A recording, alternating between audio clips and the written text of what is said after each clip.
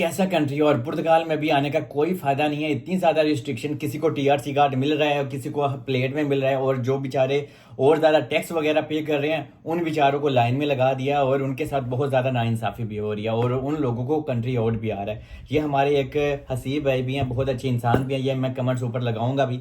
और इस जैसे और बहुत सारे हजारों लोग हैं जो अच्छे तरीके से यहाँ पे रह रहे हैं और उनको भी अभी टीआरसी कार्ड मिलने में प्रॉब्लम हो रही है। और ये सब कुछ है पुराने लोगों की वजह से, जो पुराने लोगों ने यहाँ पे काम किए हुए हैं ना, जो भी इधर उधर, तो उनकी वजह से हो रहा है। और बाकी रही सही कसर मारती मनीज के एरिया ने पूरी कर दिया। ये मारती मनीज ये वो एरिया हो गया यार, इतना ज्यादा हाई अलर्ट है, इतना ज्यादा यहाँ पे प्रॉब्लम होती है। और इसी वजह से ये नई नई रिस्ट्रिक्शन भी लोगों को लग रही है कि पुर्तगाल इमिग्रेशन में नई नई चीजें आ रही हैं जो पहले कभी नहीं थी और जो पहले कभी हुई ही नहीं और ना ही किसी इंसान ने सोची थी।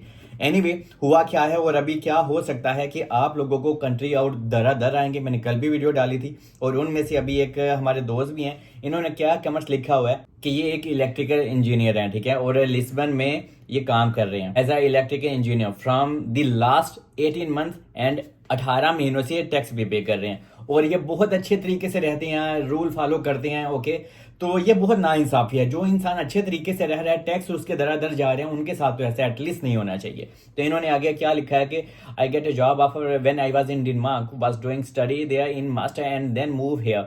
कि अच्छे भले ये वहां पे पैसे भी कमा रहे थे, काम भी था, तो उसके बाद ये यहाँ पे आए और उसके बाद जनाब इनको सिस का फालता भी आ जाता है, क्योंकि इन्होंने जब आपने बायोमेट्रिक्स दिए थे कोर्ट केस करवाया था और 100 से बस्तियों में, और कोर्ट केस करवाने के बाद भी लोगों को हो रहे, सिर्फ ये अकेले नहीं है कि हाँ इन्होंने कोर्ट केस किया था तो इनका नाम सिस में आ गया, ऐसे और बहुत सारे लोग हैं। हसीब भाई हैं हमारे, इंडियन दोस्त हैं, जग्गू भाई हैं, ठीक है, हमारे एक पाकिस्तानी अमजद दोस्त हैं, उनका भी नाम उन्होंने कोर्ट केस किया हुआ था, उन्होंने उनका नाम भी जनाब सिस में डाल दिया है, और बहुत सारे दूसरे भी लोग हैं। अच्छा, इन्होंने आगे भी क्या लिखा हुआ है कि मैं यहाँ पे फिर मूव हुआ टीआरसी कार्ड लेने के लिए ही हम लोग मूव होते हैं, और इन्होंने इवन डेनमार्क में भी वकील वगैरह किया हुआ था। और इन्होंने ये भी लिखा है my lawyer has appealed again to IMA, but the situation looked so tough and so hard. Okay, we cis people will get TRC. It seems difficult. I have just watched 1.5 year here.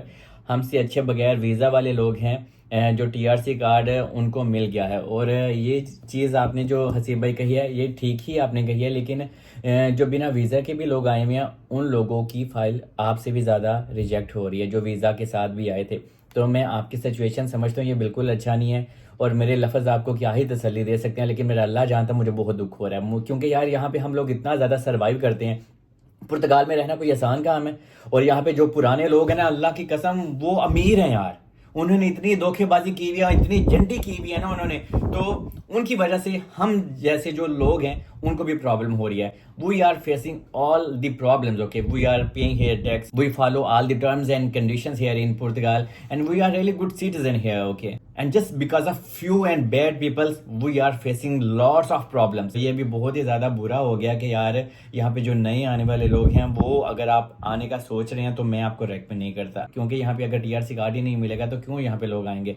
तो यहाँ पे अगर आपने आना है तो सिर्फ घूमने फिरने आ सकते हैं, वरना यहाँ पे आने का अब कोई फायदा नहीं है, क्योंकि यहाँ पे इतनी ज़्यादा प्रॉब्लम हो रही है। और यहाँ पे अभी पुर्तगाल जनाब उन्हीं लोगों को टीआरसी कार्ड देगा जो लीगल वे से आएंगे, जो मिसाल के तौर पे डी कैटेगरी के वीज़े पे आएंगे या नमाज वीज़ा के ऊपर आएंगे या फिर जॉब सीकर वीज़ा के ऊपर आएंगे। लेकिन अगर आप किसी और कंट्री से होते होते अभी पुर्तगाल में आएंगे, जैसे कि ये भाई हैं और बहुत सारे भाई हैं, एक इरम नामी लड़की भी है, उन्होंने भी आज मुझे मैसेज किया था 2 जून को, तो उनको भी मैं रिप्लाई दे रहा था क्योंकि उनका भी सेम प्रॉब्लम है। उन्होंने जनाब नैदरलैंड में वो एज अ स्टूडेंट आई थी और उन्होंने यहाँ पे आके अपने डॉक्यूमेंट्स वगैरह लेना चाहे तो उनका भी नाम यूनिवर्सिटी की तरफ से सिस में डाला गया है। तो ये बहुत सारी प्रॉब्लम अभी होना स्टार्ट हो गई है। और जब आप लोग यहाँ पे आते हैं, आप लोगों का भी मसला है, आप लोगों ने इतने ज्यादा पैसे एजेंटों को दे देने हैं, लेकिन आने से पहले कोई प्रॉपर और जेन्युइन इन्फॉर्मेशन नहीं लेनी कि हाँ यार हम एक जगह इतना बड़ा डिसीजन कर रहे हैं, इतने पैसे लगा रहे हैं, तो हम किसी बंदे से कोई प्रॉपर इन्फॉर्मेशन नहीं ले लो। मेरी वीडियो अच्छी नहीं लगती, किसी से तो लो यार, यहाँ पे इंसानियत कोई नहीं है। एटलीस्ट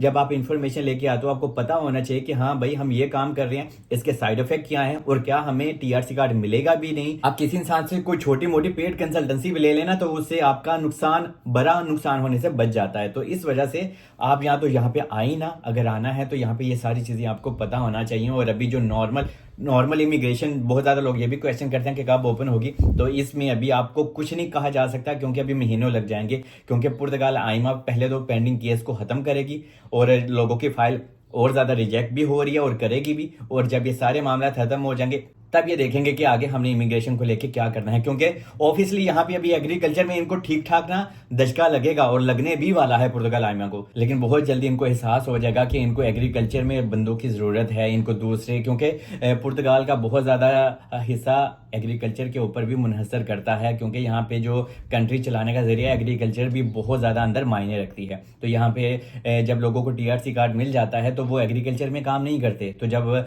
नए लोग एग्रीकल्चर में वही लोग काम करते हैं मोस्टली जिन लोगों के पास या तो वीज़ा नहीं होता या फिर जो नए लोग आते थे, जब इमिग्रेशन नहीं बंद है तो नए लोग तो आएंगे नहीं, फिर एग्रीकल्चर या इस तरह की फील्ड में काम कौन करेगा। तो इनको पता चलेगा कि हाँ भाई हमें कुछ ना कुछ तो अभी इमिग्रेशन को लेके करना होगा, जिससे हम थोड़ी सी लोगों को भी लालच दें तो लोग हमारे कंट्री में आएँ और प्रोसेस वगैरह टीआरसी कार्ड का हो, लेकिन इसके ऊपर अभी महीनों लग जाएंगे, ये चीज़ आपको पता होना चाहिए। If you don't have any kind of visa और something, so please I don't recommend you to come here in Portugal because now this situation are so difficult. ये आपको आसानी से टीआरसी कार्ड भी नहीं देंगे, तो अभी मैं आपको बिल्कुल भी रेकमेंड नहीं करता। तो आप किसी और कंट्री में जा सकते हैं, फिलहाल स्पेन की इमिग्रेशन ओपन है, आप वहाँ पे अपने लिए थोड़ा सा सिस्टम कर सकते हैं, लेकिन पुर्तगाल में बहुत ज़्यादा अभी हवा रही है और ये चीज़ें अभी यहाँ पे अभी आम हो गई हैं, और यहाँ पे पुर्तगाल में रेसिज्म भी बहुत ही ज़्यादा हो गया और कुछ एक्स्ट्रा ही ज़्यादा हो गया। ये मुझे बहुत दुख है, आपके साथ भी ऐसा हो रहा है और आप जैसे दूसरे जो लोग हैं उनके साथ भी बहुत ज़्यादा लोगों के साथ ऐसा हो रहा है। तो मेरी दुआ है कि यार आपको किसी तरह से मिल जाए टीआरसी, और आपने जैसा कि लिखा है कि आपने अपील भी की हुई है, वहाँ पे भी आपने वकील किया हुआ है, तो अल्लाह करे आपको कोई पॉजिटिव रिस्पांस आ जाए। मेरी दिल से आप लोगों के लिए दुआ है यार। बाकी आप लोग अपना बहुत ध्यान रखें और मुझे दुआ में याद रखें। खुदा हाफिज़।